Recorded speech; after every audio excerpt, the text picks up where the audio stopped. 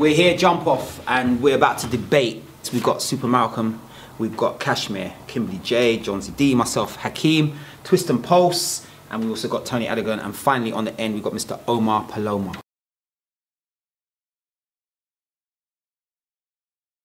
What we're going to try and do as a collective is try and place them in order of importance. That's going to be quite a challenge. First, we're going to establish what the new additions are. We've already got TV and film battling, choreography, TV talent shows, training, dance theatre, teaching, music videos, competitions, and showcases. But I think, Cash, you wanted to add? Knowledge. I wouldn't say it would be exactly at the top, but somewhere near the top. Because without the knowledge, a lot of these things aren't possible. Like, you can't train without knowing what you're training. You can't teach without knowing what you're teaching. Cool. You can't So run a competition. Yeah, wicked. And then, Jonzi, did you have something to add? Yes, I do. I don't even want to explain this one. I think it's quite blatant. It knows about it.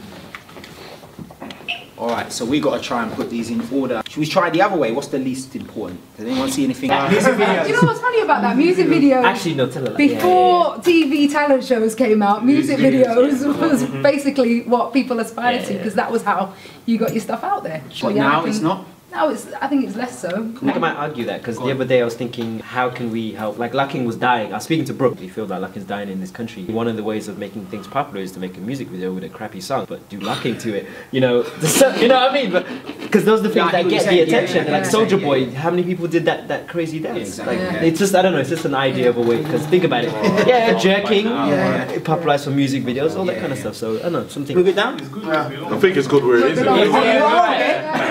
Take TV talent shows and put them right down there where music videos are. Because the reality is they're not talent shows, are they?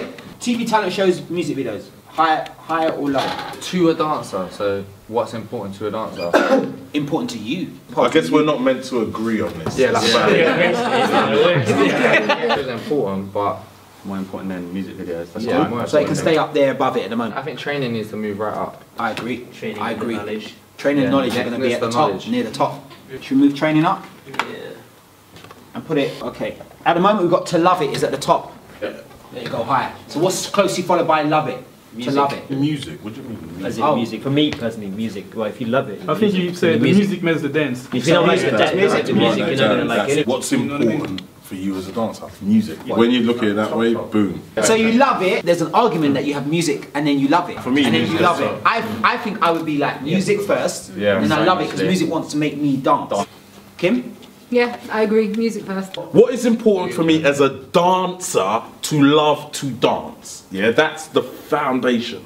Now, music for me isn't necessarily the only thing that makes me want to dance. And that's coming from a contemporary, maybe, perspective. Because sometimes an idea makes me want to move. Words. To try to make that, words in particular. Yeah. So for me, you know what I mean? But because we're all, you know, democracy.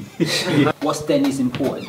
You gotta have training and knowledge, maybe side by side. You would get the knowledge by training. You get the knowledge from training? Let's take Kymberlee as an example. You didn't know what was good or bad when you started. You just knew that you wanted to dance and you saw some people who looked cool and your knowledge came after. So I think they can go side by side. I think if you know one before the other, that's great. If you know the other before the other, it doesn't matter. I think as long as they're together. So I think they can be side by side. Training's learning, isn't it? You technically learn doing whatever you do, but for me, it's the participating that's coming before the actual training. You've got to like go in first to try it before you actually learn anything. Anyone against it being side by side? SuperMalcom. I'm not against it, but most of the time what happens is you train before you get the knowledge. What about if you go on and you watch a YouTube video, it teaches you how to do something, a technique, and you get knowledge before you go and then go, alright, I'm now going to go and do a class. And then you see the knowledge first, and then you went and trained? I think they go together, but most people go for training to knowledge. Yeah.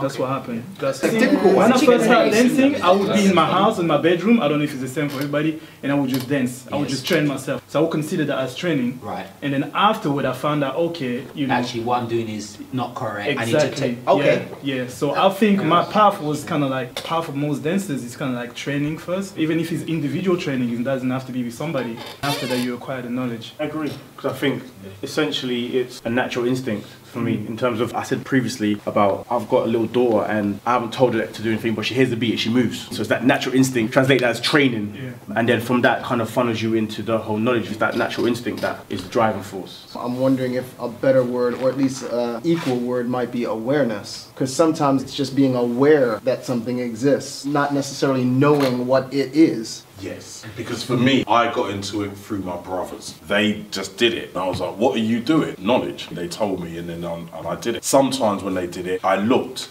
and I got knowledge through my eyes, then did it. So I find it hard to say training first for some reason. Something inspired me to train. I feel the same as you. And it's usually but knowledge I also of understand via my eyes or hearing or seeing or someone telling me. I feel the same way as you, and I feel that's what it is for me, but at the same time I do understand exactly what you're saying, training, and then you went and got knowledge. So what's then important? Teaching.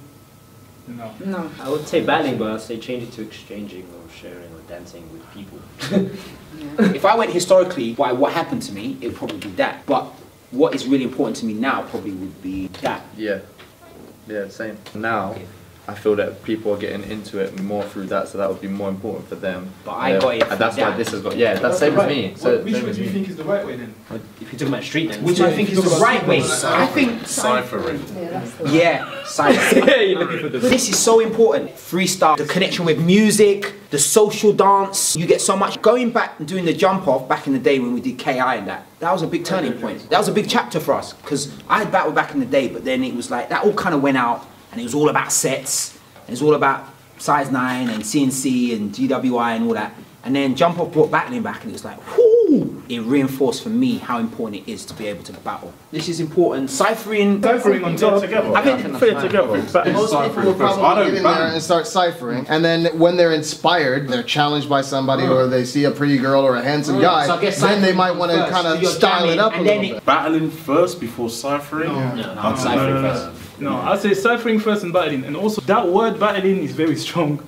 And that's why people get scared of that. I would say definitely exchanging or the ciphering first and then battling. The exchange is a battle. Is that right? Yeah? But we can laugh about that, but that depends on who you are. I don't feel like that is important to us. To me personally, that's not important to me. It's done well for us and given us a platform and a chance to open doors to the things that we wanted to do. But if it wasn't there, me and Ash still would have done what we was doing and still been successful in our own right doing something else. The fact that that was there helped, but it wouldn't have been the be-all and end-all of what we do as dancers. If you hadn't have done that show, would you still be dancing now, do you think? Yeah, 100%. But it wouldn't have had the impact on the industry of dancing as much. Do you think you would have become professional dancers? Yeah, Or would it 100%. just been our Professional, hobby? yeah. That was our path already. We was already in college together, training all dance styles and moving forward. It's and an extra kind of thing. Yeah, that was just on the side. If it worked.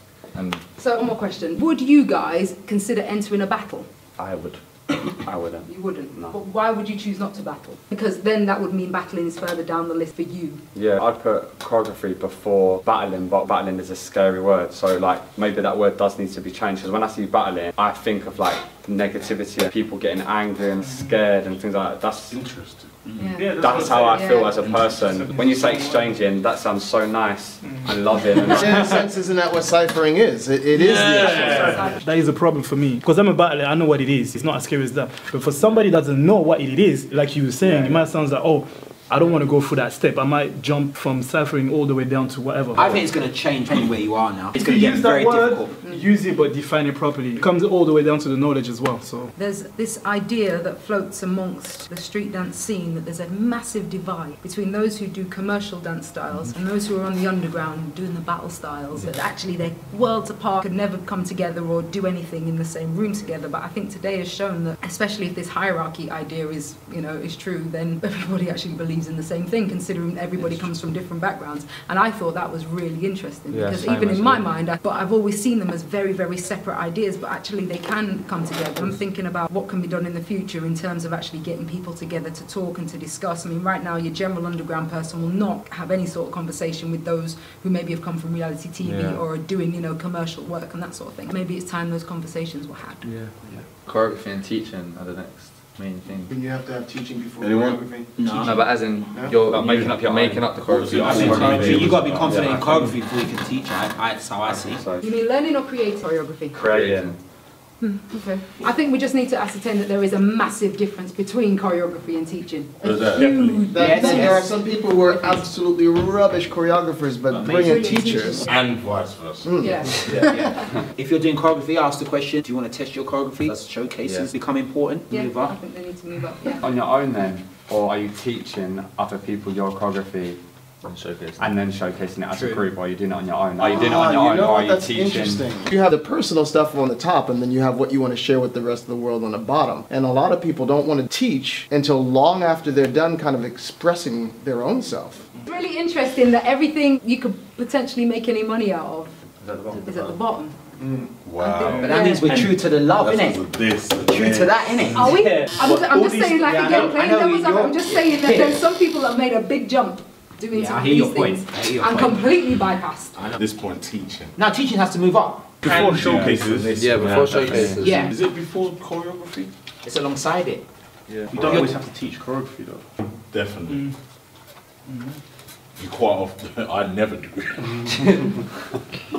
The teaching part is wherever you want to go. I cannot put them on top of each other because it's just the pathway you want to follow. All these elements on top that you already know. So just touching that from there upwards, For you me, say yeah. that these are all important up here. Does Yeah. everyone It's feel almost it? like For this me, is foundation. all up to yeah, here. exactly. Once you've done all of this, Then you can choose whatever you I want to feel go good. to. There's a commonality of passion, which was clear to see today. Everyone's coming from the different backgrounds, but through talking, we had some common denominators in terms of like what we think are the most important things for dancers and for ourselves. Differences between being a dancer, choreographer, dance teacher as well. For me, there's something missing before choreography. I don't choreograph that much. I feel that I want to complete myself as a dancer within the styles that I choose before any of that stuff comes first. So doesn't that come between these two things? That's where I develop it. Your identity. So, yeah, my identity within the dance, within the styles. It develops through the ciphering and the ciphering battling. These four and things. Natural outflowing of the ciphering and the battling is your own identity. Are we getting an identity card? No, but you can get an identity without battling or ciphering.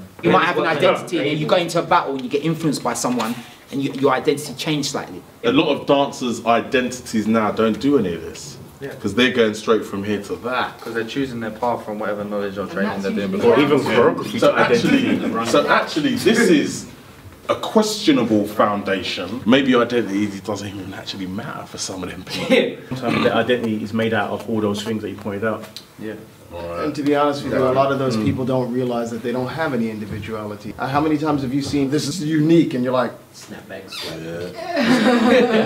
which part was unique? You can train and get knowledge and then make up choreography and find your own identity through your choreography, because when you're making it up, you're finding yourself within it. You don't have to do the other things. If you perform your choreography in a showcase, a music video, or talent show, it's still your identity. Just because you do them things and someone chooses to like that doesn't make that's not your identity. It changes when you put a label on it. Label. So you say you can get your knowledge and training and create your identity and go straight to showcase, but when you say, okay, I want to be an MC, then you need to participate within ciphering and battling to develop yourself within that style. So when you put a label on it, things change. Not necessarily. For me. I hear what you're saying. I did the whole battling and ciphering thing. Ashley didn't, so we're on opposite sides. Then when we came together and said we're labelling what we do as street comedy, that's our identity. If you come to a street comedy class, we're teaching you street comedy. So what you're seeing, that's what you're getting. So that becomes our identity, and Ashley got that through his own feeling and stuff. And obviously I still did that and still met at the same place as him and still created that same dual identity in a sense. It's good that people are understanding not everybody has to do the same thing, not everyone has to stick in one thing, otherwise it gets boring. Choosing your own path. I've had people that have danced with me and then left and joined Boy Blue and stuff like that and learned other stuff, and